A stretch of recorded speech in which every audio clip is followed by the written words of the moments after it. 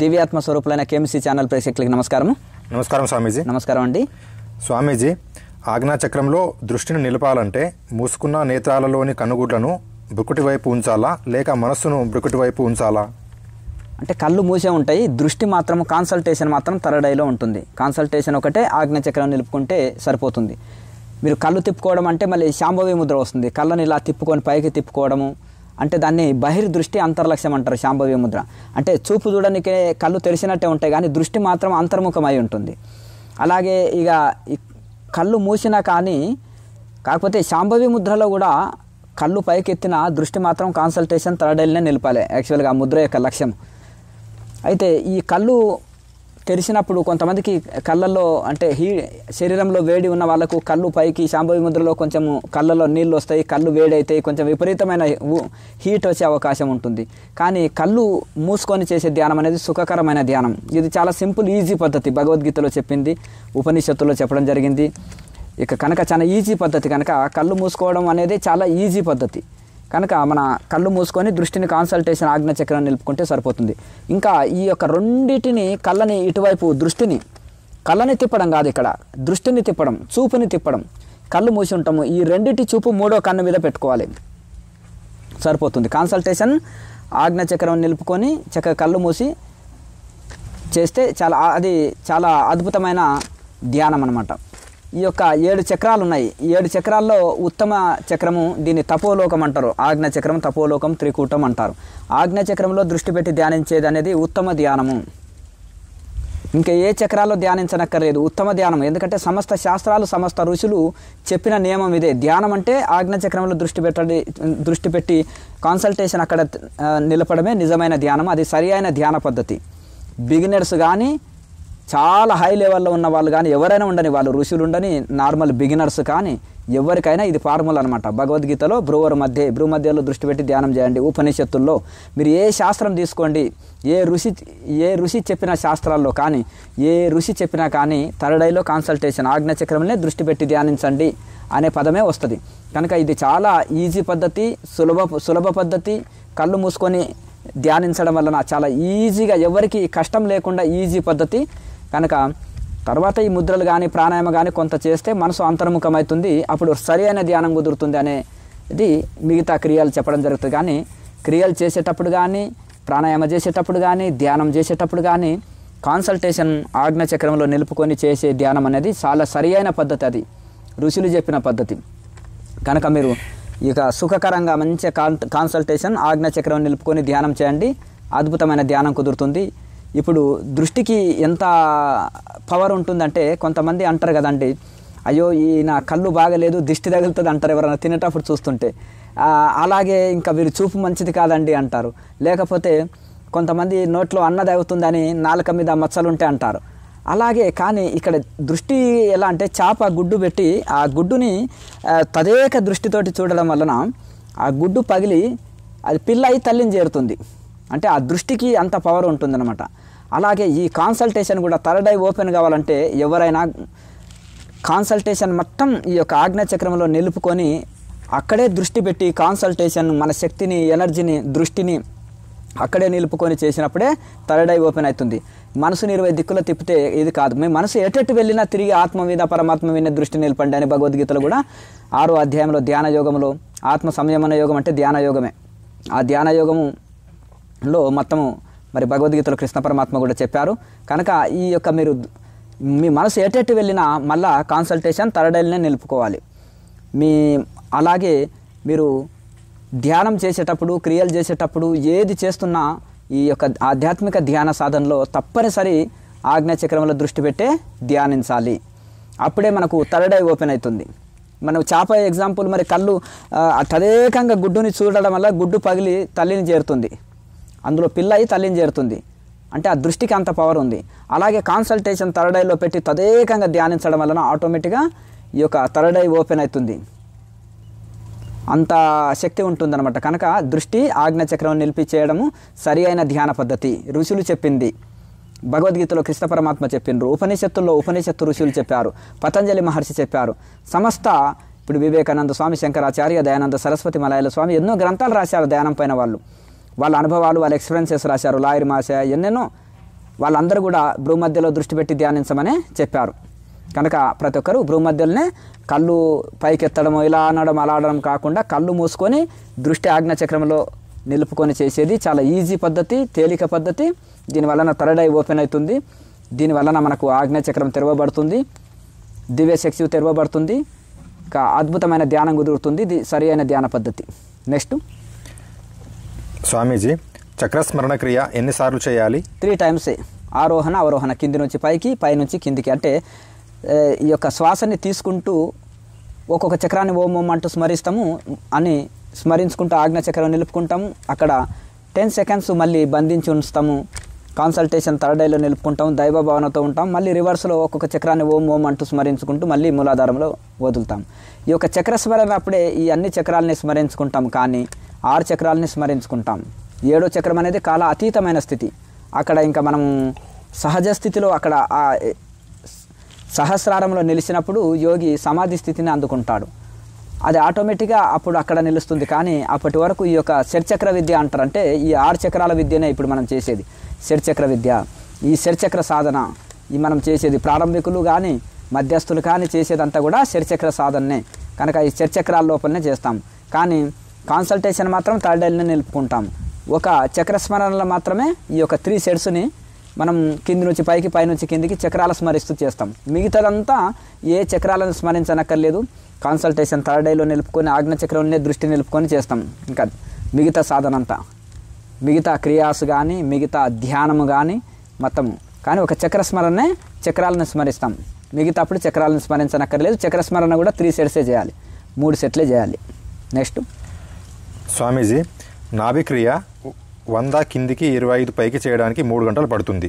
మరి గంట సేపు చేసే 6 క్రియల్లో ఈ క్రియ ఎన్నిసార్లు చేయాలి? అది ఎందుకంటే అది ఎక్కువ సమయం పడుతుందని ఇప్పుడు తగ్గించడం జరిగింది. ఎందుకంటే మన దాంట్లో చాలా మటుకు ఇప్పుడు 100 పైకి 25 కిందికి అని చెప్పడం జరిగింది. నార్మల్ బ్రీతింగ్ చదువుకున్న చేసినా కానీ ఇంచుమించు మనకు 1 గంట పైన పడుతుంది నార్మల్ బ్రీతింగ్ చేసిన. మరి అటువంటి దాంట్లో ఇంకా క్రియ అంటే దీర్ఘ క్రియను చేయాలి. శ్వాసని దీర్ఘంగా అంటే ఎక్కువసేపు తీసుకోవడము, శక్తి కొలది బంధించడము, శక్తి కొలది విడవడం అనేది ఉంటుంది. కనుక చాలామంది కుంభకం చెప్పకుండా ఊకే ఉచ్ఛ్వాస నిశ్వాసాలు నడపమంటారు. ఇంకా మహనీయుల ఆశయం ఏంటంటే ఈ యొక్క ఎక్కువసేపు తీసుకొని ఎక్కువసేపు వదలడం వలన నిమిషానికి ఒక 2 శ్వాసక్రియలు చేసిన నిమిషానికి 900 శ్వాసక్రియలు చేస్తాం. 2 అంటే నిమిషానికి 60 120 ప్రాణాయామాలే చేయగలుగుతాం. అంటే ఇంకా మిగతాది మనము ఒక 780 వరకు మనము అంటే శ్వాసలు మనము అంటే తగ్గించినట్టు, ఆదా చేసినట్టు కదా. కనుక ఈ విధంగా శ్వాస మీద మనకు ఆధిపత్యం లభించినట్టు కదా. కనుక అంటే దీర్ఘ శ్వాసక్రియలు అంటే ఎక్కువసేపు తీసుకోవడం, ఎక్కువసేపు వదలడం అనేది కూడా ఈ యొక్క కుంభక ఫలితం వస్తుంది. కానీ ఇంకా కొంతమంది ఆ దీర్ఘ శ్వాసక్రియ చేయలేని వాళ్ళు కొంత కుంభకం చేస్తే కుంభక ఫలితం వస్తుంది. ఇటు దీర్ఘ శ్వాసక్రియ చేయక అటు కుంభకం చేయక ఊకే ఉచ్ఛ్వాస నిశ్వాసాలు నడిపిస్తే దానివల్ల ఏ ఫలితం ఉండదు. కుంభకం చేసినా కుంభక ఫలితం వస్తుంది, దీర్ఘ శ్వాసక్రియలు చేసినా శ్వాసలు తగ్గుతాయి కనుక శ్వాస మీద ఆధిపత్యం లభిస్తుంది. కనుక ఈ 2 పద్ధతులు కరెక్టే. ఈ రెండిట్లో ఏది చేసినా పర్వాలేదు.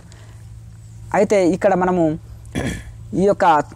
మనము ఎందుకంటే తీసుకోవడము అంటే పూరకం చేయడము, కుంభకం చేయడం, మళ్ళీ రేచకం చేయడం అంటే తీసుకోవడం, బంధించడం, వదలడం, ఈ 3 దాంట్లతోటి నిమిషానికి సహజంగా ఎంత కొత్త వాళ్ళైనా కొత్త వాళ్ళు 3 ప్రాణాయామాలు చేసినా, ఇంకా కొంచెం పాత వాళ్ళు 2, ఇంకా పాత వాళ్ళు అయితే నిమిషానికి 1 ప్రాణాయామం చేస్తారు.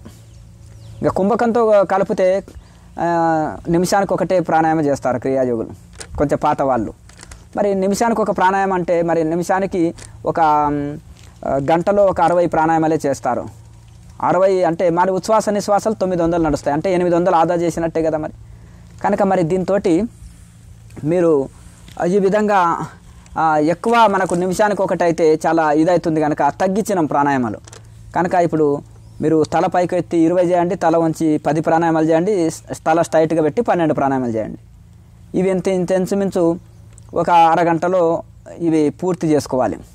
ఇవన్నీ ఇంచుమించు అరగంటలో ఇవన్నీ పూర్తి చేసుకున్నారనుకోండి, ఇక ప్రాణాయామ అరగంట, అంటే 45 నిమిషాలు ఈ ముద్రలు ప్రాణాయామ ఇవన్నీ చేసిన తర్వాత ఒక 15 నిమిషాలు మెడిటేషన్ చేస్తే సరిపోతుంది. కొత్త వాళ్ళ కోసం ఇది చెప్పేది. ఇంకా రాను రాను ఒక అరగంట ప్రాణాయామ చేసి అరగంట ధ్యానం చేసినా పర్వాలేదు. ఇంకా రాను రాను ఇంకా సాధనని పెంచుకోవచ్చు. దీన్ని బట్టి ఓ గంట సేపు క్రియ చేసినాం అనుకోండి, ముద్రలు ప్రాణాయామ, ఓ గంట సేపు ధ్యానం చేయొచ్చు. అలా సెలవు దినాల్లో మనం 2 గంటలు క్రియ చేసినాం అనుకో, 4 గంటలు ధ్యానం చేయొచ్చు. అలా పెంచుకుంటూ పోతుండాలి. స్టార్టింగ్లో ఒక 45 నిమిషాలు ఎన్ని ప్రాణాయామాలు వస్తే అన్ని ముద్రాసు ప్రాణాయామాసు అన్నీ ఒక 45 నిమిషాలనే చేయండి. 45 నిమిషాల్లో ఎన్ని వస్తే అన్ని చేయండి. 15 నిమిషాలు మెడిటేషన్ చేయండి, సరిపోతుంది. అందుకనే ఇప్పుడు అన్నీ తగ్గించి చెప్పడం జరిగింది. మీకు పాతగా ఇంతవరకు చెప్పినట్టు కాకుండా ఎక్కువ సమయం పడుతుంది అన్నందుకే తగ్గియడం జరిగింది అనమాట. అప్పుడు 100 పైకెత్తి అన్నాం కదా, ఇప్పుడు పైకెత్తి 20 చెప్పినాం. అలాగే 25 కిందికి అని చెప్పినాం కదా, ఇప్పుడు 10 ప్రాణాయామాలు చెప్తున్నాం. కనుక తగ్గించినాం కాబట్టి 45 నిమిషాలు క్రియాస్ చేయండి, 15 నిమిషాలు మెడిటేషన్ చేయండి. ఇంకా పాత వాళ్ళు ఓ గంట సేపు క్రియ చేసిన అనుకో 2 గంటలు ధ్యానం చేయొచ్చు, ఇబ్బంది లేదు. కొంత వాళ్ళకి ప్రాణాయామాల పట్టు లభిస్తుంది కనుక ఎక్కువ ధ్యానం చేయొచ్చు.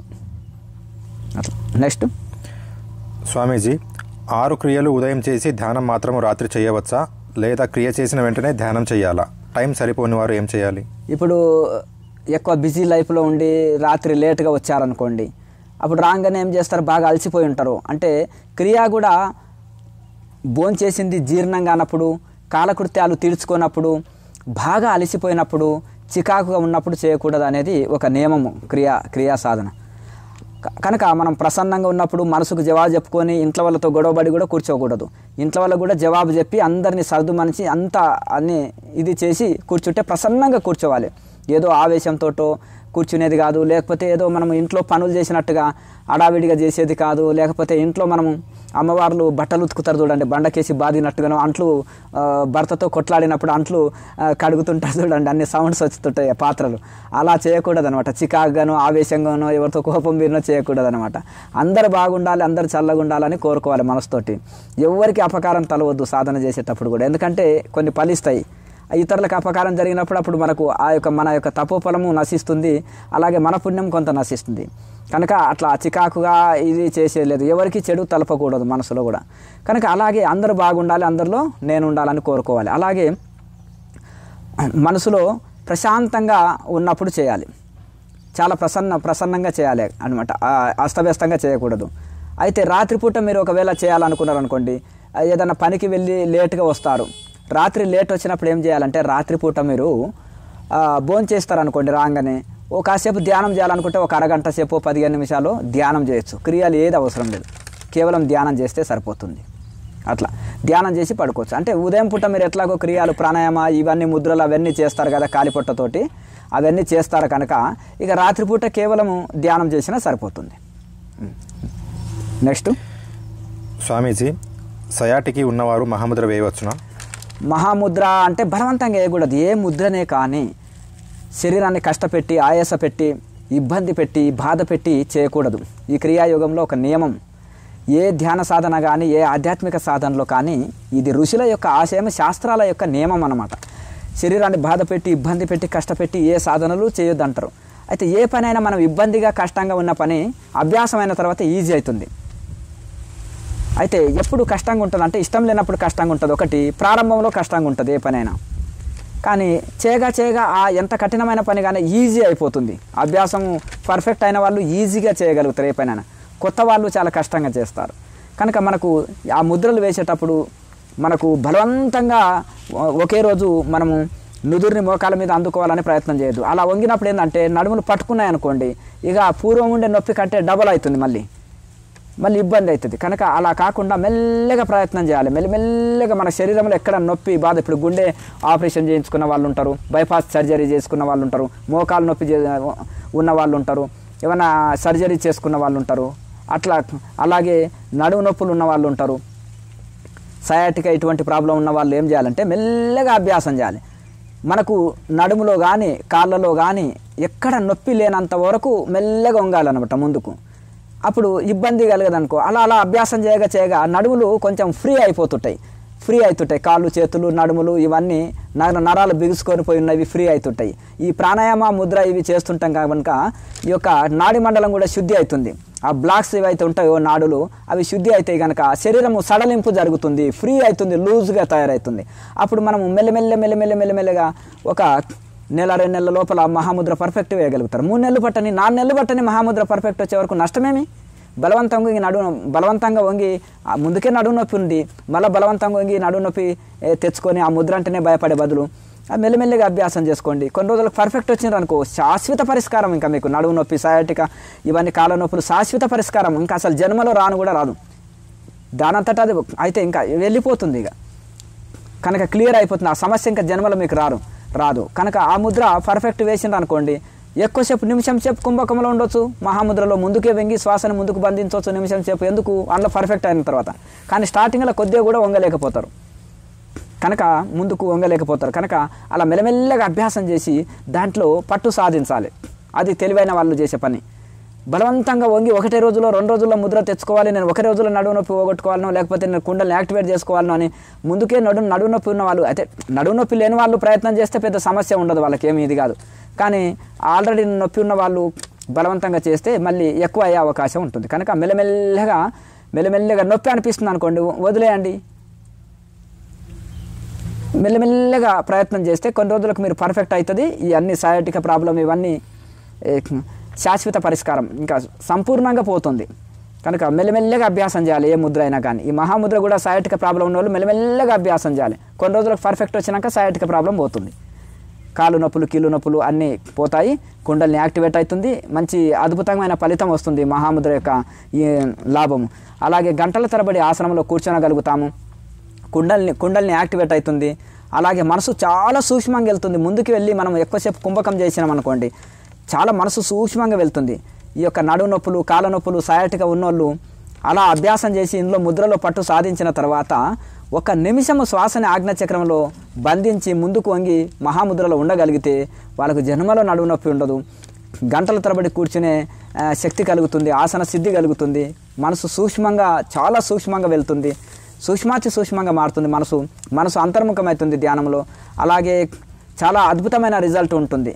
కుండల్ని యాక్టివేట్ అవుతుంది, మనసు సూక్ష్మంగా వెళ్తుంది, చాలా ఆసన సిద్ధి కలుగుతుంది, గంటల తరబడి కూర్చోనగలుగుతారు. కనుక ఈ ముద్రల వలన, ఈ ప్రాణాయామం వలన ఒక్కొక్కరు చాలామంది 20, 30, 40 కేజీలు తగ్గిన వాళ్ళు కూడా ఉన్నారు. మంచి అద్భుతమైన మొదటి లాభమే సంపూర్ణ ఆరోగ్యం పొందుతున్నారు. 2వ లాభం మనశ్శాంతి, 3వ లాభం మోక్ష సాధన చేస్తే అన్నీ సెట్ అయిపోతున్నాయి. ఇది సైంటిఫిక్, చాలా అద్భుతమైన మనకు శాస్త్రీయమైన పద్ధతి. అలాగే ఋషులు పోయిన మార్గము. ఇది విమాన మార్గం లాగా తొందరగా గమ్యం చేర్చేది. కనుక ప్రతి ఒక్కరు క్రియాయోగ ధ్యానం చేయండి, తరించండి. ప్రతి నెల 2వ శనివారం సాయంత్రం నుంచి 2వ సోమవారం ఉదయం వరకు కంటిన్యూ క్లాసులు ఉంటాయి. ప్రతి వీడియో కింద ఫోన్ నెంబర్ ఉంటుంది, వచ్చి క్లాసులు చేయండి. లోకా సమస్త సుఖినో భవంతు. ఓం